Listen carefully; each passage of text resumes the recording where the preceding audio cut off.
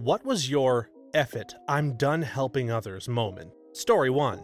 Had a friend years ago who was a bit self-centered and prone to stretching the truth, but he was a nice enough guy with a rough backstory, and my friend group liked him, so I cut him a lot of slack. I like to host, and I have friends staying over pretty regularly. Back then, I usually had 1 or 2 people spending the night on any given day. Anyhow, over the span of a couple of years, this guy starts abusing that, staying over for days or even weeks at a time, eating my food and drinking my liquor without contributing, that sort of thing, while constantly talking about his grand plans and daydreams as if they'd already happened. A little sad, but also pretty annoying after a while. Anyhow, I sat him down one day and let him know he's gotta head home, and that he's free to come over and hang out, but I'm not comfortable with him staying over for the time being. He leaves. I think it went remarkably well, and heads out to work. And it turns out that he broke in while I was away at work and stole a bunch of my sister's things because his birthday was coming up and neither of us even thought to get him a gift. It takes a special person to rationalize how burglarizing someone is really their fault. Anyway, all slack and sympathy went out the window immediately. Called the cops, and he's dead to me. Had a similar situation. A guy I used to be friends with couldn't afford to pay his bills. It was the middle of winter. His heat was shut off in his house, so I told him he could crash at my place until he figured it out. 3 days in, I'm coming home to my sink stacked with dishes, garbage everywhere, and all my food gone. I told him he couldn't stay if he was not going to contribute or help out around the house. A couple of days later, I told him he had to go. The dude runs off to the West Coast to essentially die, and comes back as a very mentally unhinged drug addict. I still talk to him online now and again, but I can't be his friend anymore. A friend of mine borrowed a game from me once. About a month later, I remembered and asked for it. He told me he couldn't give it back because he gave it to his younger brother for his birthday. Would have asked for money, but I knew it would have been difficult, and the way I saw it, it was easier to just lose him as a friend. His friendship was worth less than the value of a cheap game. Story 2. When a good friend of mine that I worked under had cancer and wasn't able to pay some bills, I loaned her $200 just to help. I was only 18 at the time and felt bad because she had kids. It was right around the holidays, and I just wanted to help however I could and be a good person in life. She promised to pay me back when she could. Turns out she lied about having cancer, was stealing from the company I worked at, scammed my other coworkers, and would come in after calling out of work for her chemo to make fraudulent returns while I was overseeing the store by myself because of her calling out. Got her fired and got promoted to her position afterwards. This is so messed up. I had a female friend who told me she had cancer as well, and I told her I would help to take her to treatments, etc. Turns out she didn't. She was just trying to get close to me to break up my marriage. People are garbage. My ex-fiance and I ended for a number of reasons, but one thing on that list was definitely her hyper-controlling, manipulative mother. She got tested for cancer. I happened to be present when she got her results by mail. Negative. Clean bill of health. Except that's not what she told her family. My ex, my only girlfriend at the time, started being less willing to meet, and I feared that she might not want the relationship anymore. A month or so later, she finally tells me the reason she couldn't meet up was because her mother had cancer and just wanted to spend time with her only daughter, and didn't want anyone else to know. I told her about me being there when the results came back and that her mother didn't have cancer. We almost broke up right there. She didn't believe me. A few weeks later, her mother admits she's not dying, but insists she just misunderstood what she was told. Man, I wish I could go back and have a long talk with the younger me about all of the things that were deeply unhealthy in that family. Story 3. Had a newish neighbor ask if he could borrow our lawnmower. Sure. Well, more or less every week he would come and get it out of our garage, use it to cut his grass, and put it away without cleaning it or adding gas. In the fall, we mentioned it was a good time to get deals on a lawnmower. He never talked to us again. I had the same neighbor. In the first 2 years after we moved into the new apartment building, he'd never mow his lawn. Then he decided to mow the jungle he'd created and asked to borrow mine. I said yes. After a while, he'd grown accustomed to borrowing my electric lawnmower, tangling the extension cord to hell. I said it was time he'd buy one on his own, and he got a simple push mower which required that he rake up the clippings. Guess who has a rake? Yep, I hung it on the wall just outside my terrace door, and his more than useless girlfriend grew accustomed to coming and getting it herself without asking. That was until I sat in my living room in my underpants one warm summer day in plain view from where the rake hangs. When she homered through the hedges and helped herself to the rake, then I started locking my rake, my lawnmower, my snow shovel, etc. in my shed. You own a garden, you buy your own garden tools. Easy as that. My next door neighbor is the opposite, which I am grateful for. I supply the mower, she mows both of our lawns, and we split the gas when she lets me. I feel bad that she won't even let me give her gas money most of the time, especially since she is doing all of the manual labor. Everyone deserves a neighbor like that. Story 4. I'm a teacher. A parent of a former student contacted me in an emergency situation, couldn't afford to pay bills and needed help. She was super helpful to me in the first year of teaching, so I asked friends and family to help out and raised about $2,000 for her. Never again. She has contacted me every few weeks since then, always with a new reason why she needs more money, and when I offer food and clothing resources, she refuses it. It has placed me in such an awkward situation, and I regret ever trying to help her out in the first place. Have you tried setting hard boundaries? I did a chunk of volunteer work where I was regularly dealing with people like that. They just keep popping up if they think they can pressure you or wear you down. Apply for resources and help through the local job and family services. I can't help you further. More than likely, you'll get an angry outburst where they try to push your boundaries and get you to cave. I would respond with bored indifference. Okay, I have work to do. Goodbye, and then hang up. Repeat that a couple of times and they usually drop off. Don't offer anything. Don't be nice, but don't be rude either, because that gives them ammunition to complain to your supervisor about. Bored indifference. And I gotta go. You may also want to let your supervisor or principal know what's going on so they aren't surprised by a random complaint about you. She tries that angle to get even. I had a customer who used to show up and just wear me down until I gave him free stuff. He got so intrusive that even after I left that job, he coerced my old coworker into telling him where I work now. This dude had the audacity to call my work and left a message asking me to go scout out campsites for him. I ignored it and he then called over and over again. Finally, my boss had to tell him to stop calling if it didn't have anything to do with business. He kept trying and eventually gave up.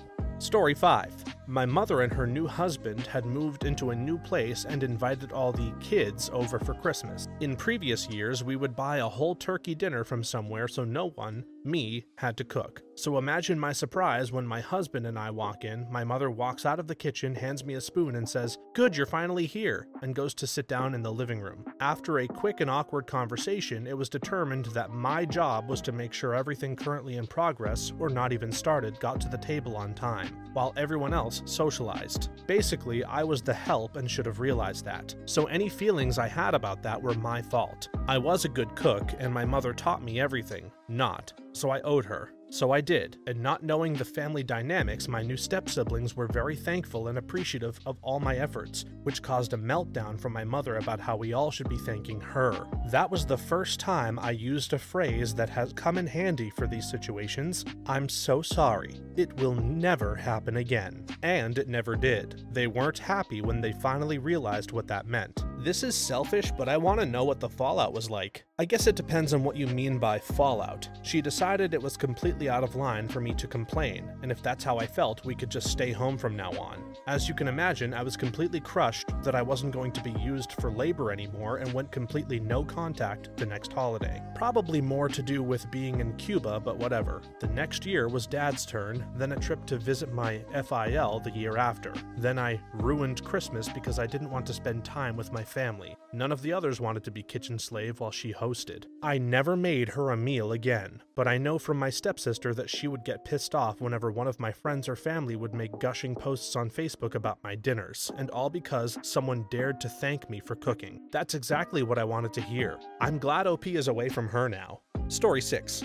When I had a truck during college, everyone suddenly wanted me to help move them. Most were cool and gave me money or ordered pizza. Unprompted, by the way. One time, however, some dude I barely knew needed some help. I show up and nothing is packed in his apartment. He had a giant fish tank and lived on the 3rd floor with no elevator. It was a nightmare and I never got a dime nor food or even some beers. I never talked to him after that. I didn't own a truck, but I was one of the larger, stronger people in my grad school social circles. Low bar, I know. So I was often called to help friends move apartments. I'm always happy to help, and almost everyone fed me pizza and beer when the work was done, so I never had any complaints. But I would have done it for free because I don't need anything from my friends. One time though, a couple who were more work friends than actual friends asked me to help them move, and they too had nothing packed. and on top of that, they were extremely messy hoarders. So even though we started in the morning, it took well into the night to get the job done, and they didn't really feed me enough to get my fill after all that labor. If they had told me I had to pack for them, I would have either politely declined or at least been prepared for what was ahead of me. I don't have a truck, but I like to think of myself as a nice person, so I often help people move if they need it. One time, a couple of former friends were moving in together from 2 different places. There were a few of us helping, so we sort of divided our efforts. Anyway, we got to their new place late in the day because neither had been 100% packed and started carrying stuff in. We'd bring some furniture in and they'd start bickering about where it was going to go. He wants the TV on this wall. No, don't put that box in this room. You know, the sort of crap you figure out on your own while you unpack. Then she'd walk in and get all bent out of shape that the dresser wasn't in the other corner or whatever and demand it be moved. Yeah, we piled all of their stuff in the living room and left. Story 7. I used to frequently stay late at work for clients who showed up at the veterinary clinic last minute with non-emergency problems and no appointment. Then 3 times in a row, 3 different people were told up front about the after-hours fee, agreed to pay it instead of scheduling an appointment for the next day, and all of them called back the next day fussing that they shouldn't have been charged extra for keeping us 30 to 60 minutes past our scheduled hours, and that we were terrible and trying to scam them by charging for our time, even though we told them up front and they had another option. It was exhausting and demoralizing. We did more than we had to for them after already working a full day because a desire to help is why we're all here in the first place. And they responded by saying our time was worth nothing and we suck. The entire staff said F that. Now, unless it's a literal life or death situation, if we can't fit someone in before closing and they didn't have an appointment, it's a firm no. I'm in this profession to help others, and I still work late for real emergencies when they happen, or if an appointment runs longer than expected, but I'm done sacrificing my personal time for entitled people who don't actually need it. Edited to clarify,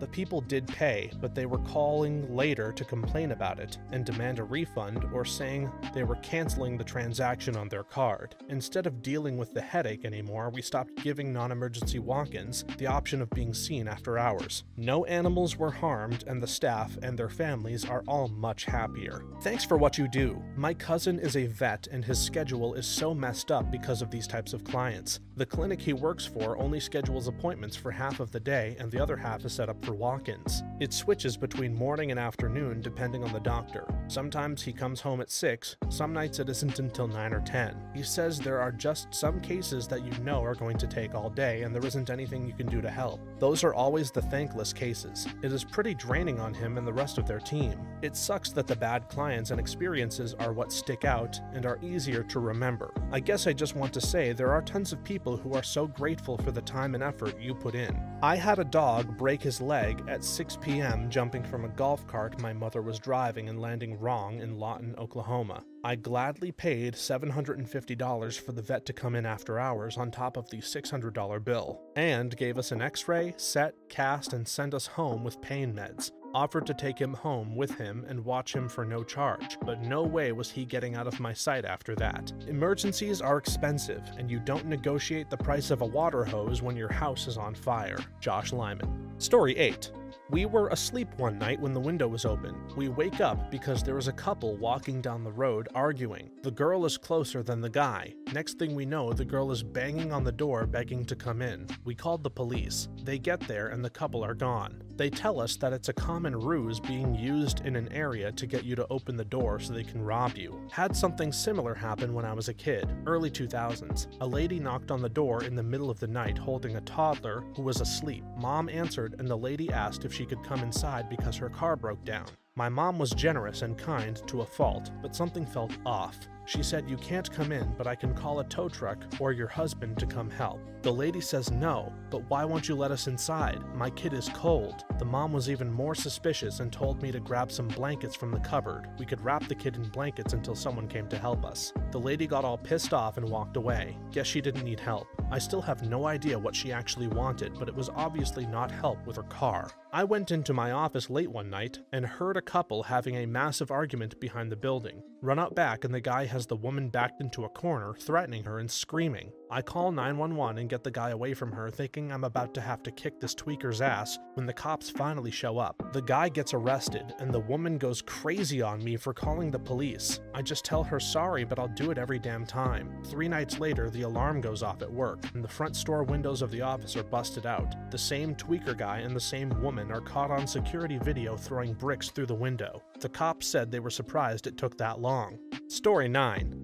We have helped out my sister-in-law a few times with money and bills. Never a lot. $50 here, $100 there, usually for some bill to avoid services being cut off. I'm usually the more heartfelt one in my marriage, but I ended up being the one to put my foot down. Went over to her apartment once. She had 2 big flat-screen TVs, a new couch, a new fridge, kids on PlayStation or whatever console she got them. It was all rent-a-center stuff, but that was the end for me. I didn't have any of those things myself, not to mention the incredibly bad financial decision those things were with the high interest rate. Part of me felt like I was taking food out of her kids' mouths, but realized that no, her poor decisions were doing that. I've seen a family give grocery store gift cards in those kinds of situations. They sort of act like food stamps. At least the person can only spend them at the named grocery store. Although I'm certainly not telling you to do that for your ungrateful sister-in-law who makes bad decisions. I can understand the feeling of being burned, and it sucks. My best friend growing up did something very similar. I used to consider him my brother, since I can't remember not knowing him.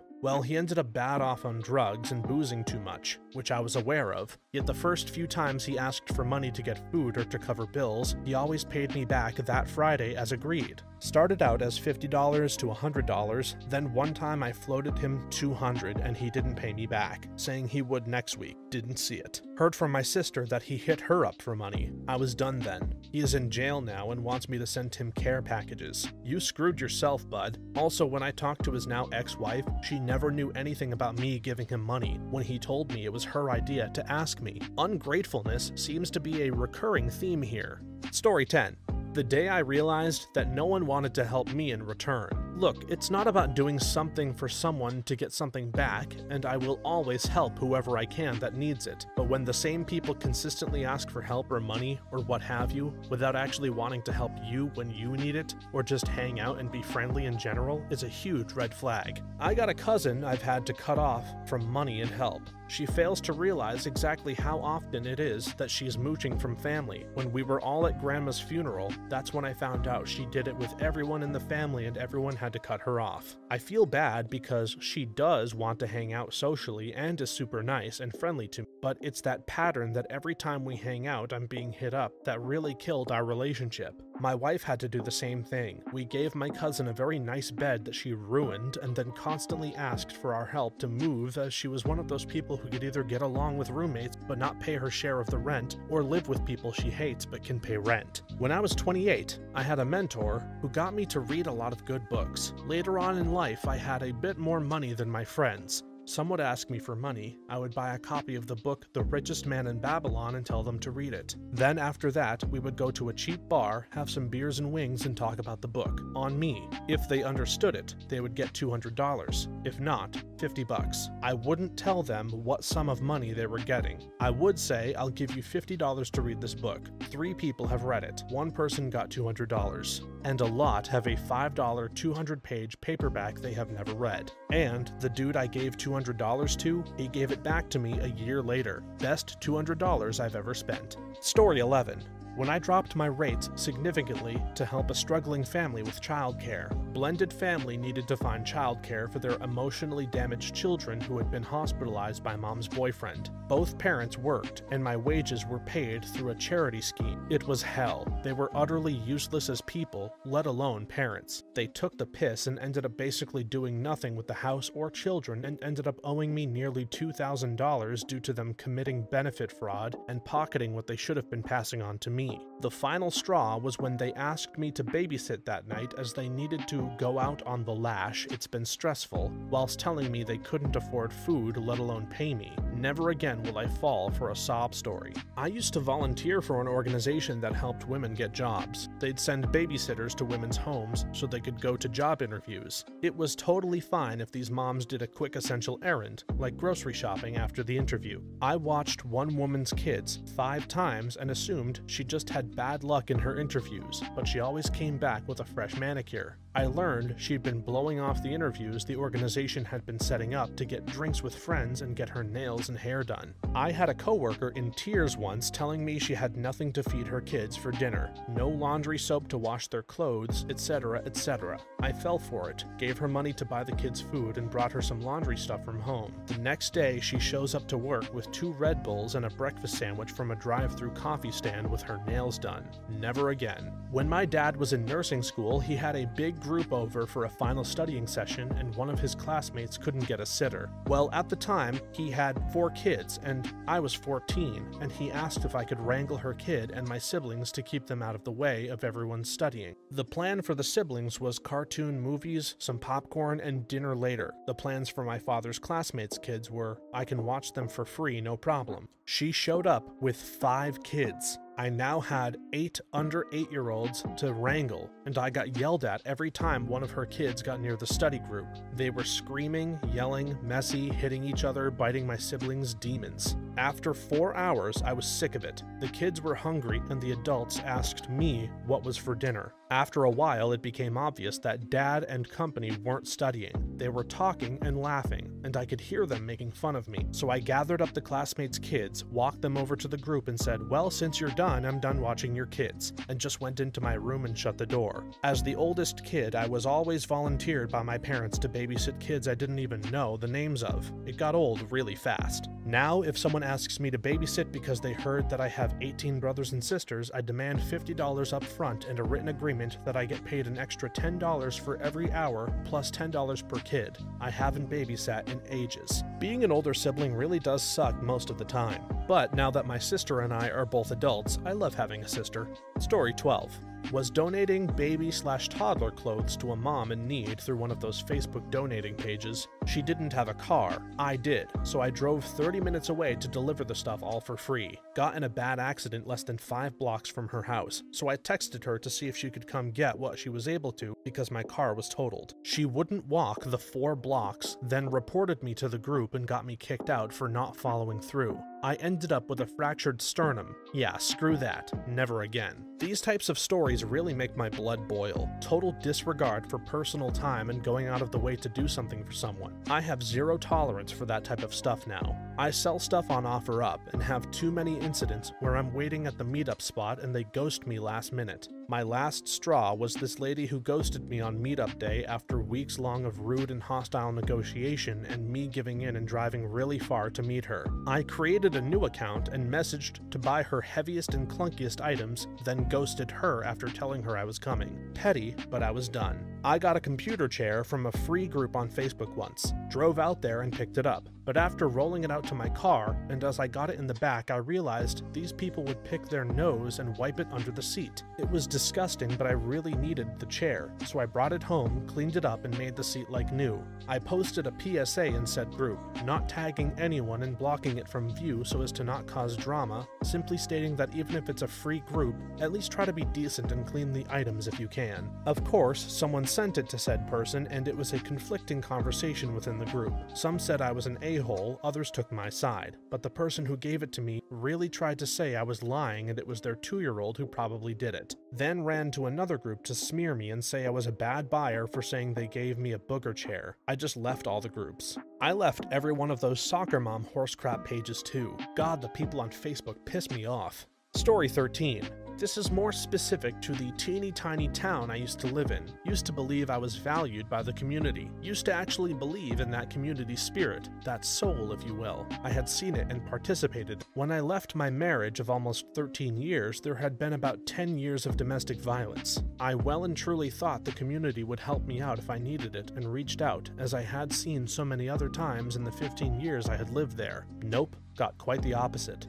Nobody believed me. People who I thought were friends disappeared. People who I thought were friends played the "it wasn't really that bad, was it?" card. People that I thought I could trust to help keep me safe by not telling anyone where I was living went straight to my abuser with that info. Hardly anyone would even speak to me, even just to say hi, when I needed acknowledgement the most. The same thing happened to my mom when she finally left my dad. I was far too young to understand it at the time, but her hometown just up and turned its back on her. In some cases, even her own family. No one believed her and accused her of lying, and would report her every move back to my dad. It got so terrible she ended up leaving her hometown behind and moving somewhere completely new. Thankfully, things are far better for her, and from the sound of it, you as well. I'm thankful for that. Far too many people end up in these vicious cycles and never find an escape. The nastiest part of abuse is that the abuser sabotages your rep behind your back. They can look like an angel to everyone on the outside. No one believes that anyone that nice and that sweet would do anything like that.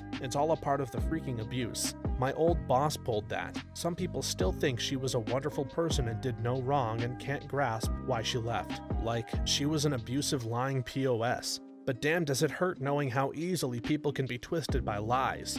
I call it the Ursula effect. They steal the voice of the victim, silencing them, and then lure everyone else away using that same victim's voice. Story 14.